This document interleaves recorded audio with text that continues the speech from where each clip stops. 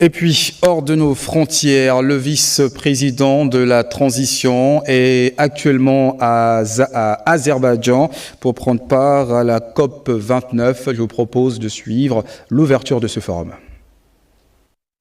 L'enjeu central de ce sommet sur le climat est la négociation entre les 198 parties d'un nouvel objectif collectif chiffré pour le financement climatique. Cet objectif doit s'appuyer sur l'engagement de 100 milliards de dollars par an convenu en 2009 destiné à être atteint d'ici 2020 et répondre plus efficacement aux besoins et priorités des pays en développement en matière d'action climatique.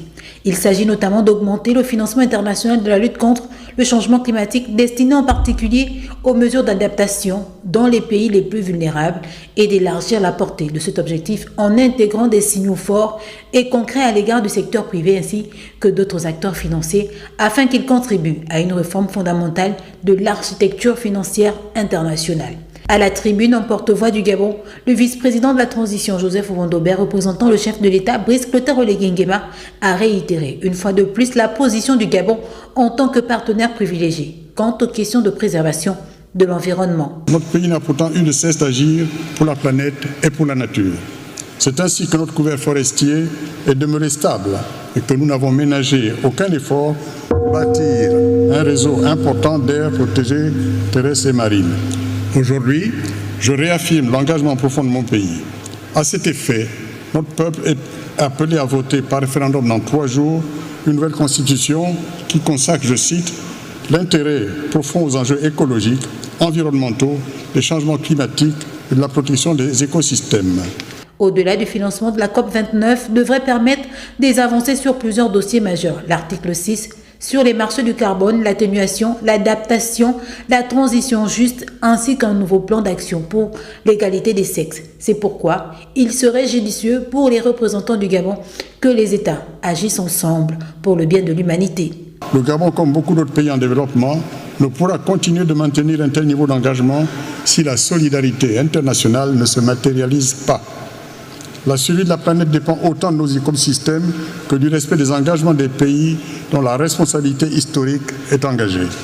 La pérennité de notre action est indéniablement conditionnée par une architecture financière mondiale plus ambitieuse. La délégation gabonaise participe activement aux négociations et aux discussions internationales. De nombreux acteurs gabonais suivent également les travaux. Entreprises, ministères et organisations non gouvernementales. Cette mobilisation large encourage les négociateurs à viser des résultats ambitieux. Restons à la COP 29 pour suivre ensemble un extrait du discours du vice-président de la transition en lieu et place du président Brice Clotaire Oligui Nguema.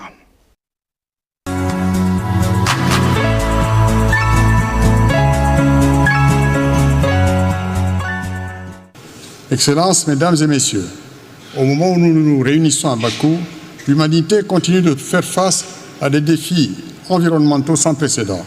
En effet, la perte de la biodiversité s'accélère avec près de 70% des populations d'animaux sauvages qui ont disparu.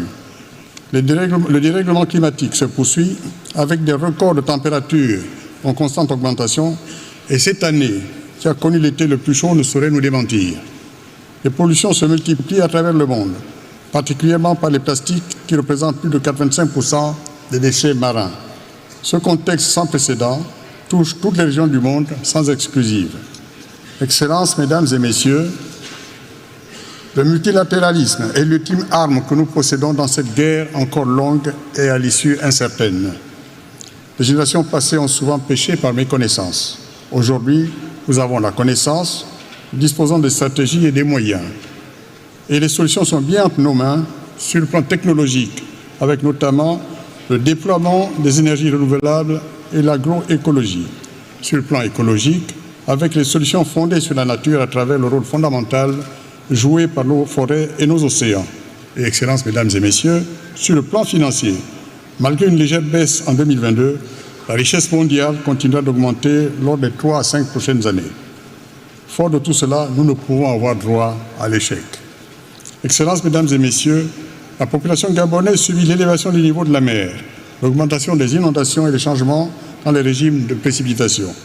Tout cela affecte durablement la qualité de vie de nos populations, exacerbe les conflits entre l'homme et la faune.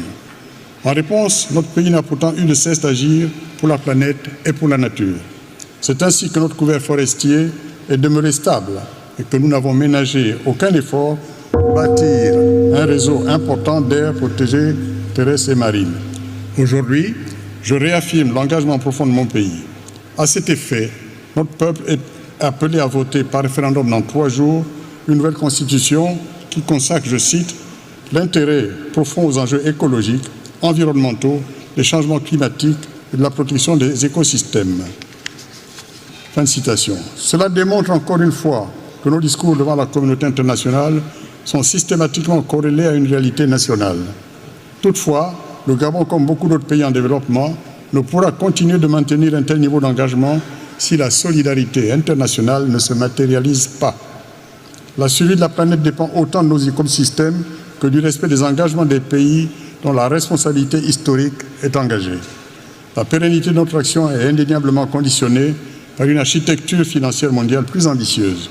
Cela passe notamment par la réforme profonde du système financier international vers une économie mondiale plus verte, l'innovation et la flexibilité dans les mécanismes de financement de l'action climatique, notamment à travers la dette, la prise en compte du capital naturel dans la notation souveraine de nos États, la définition et le respect d'un nouvel objectif financier mondial ambitieux et équitable. Excellence, Mesdames et Messieurs, la crise climatique exige une action collective fondée sur la confiance, l'équité et une responsabilité partagée. J'ai donc l'intime conviction que nous saurons tous ensemble dépasser nos intérêts individuels pour donner à l'humanité, une fois encore, la possibilité de démontrer sa grandeur face aux crises mondiales. Je vous remercie.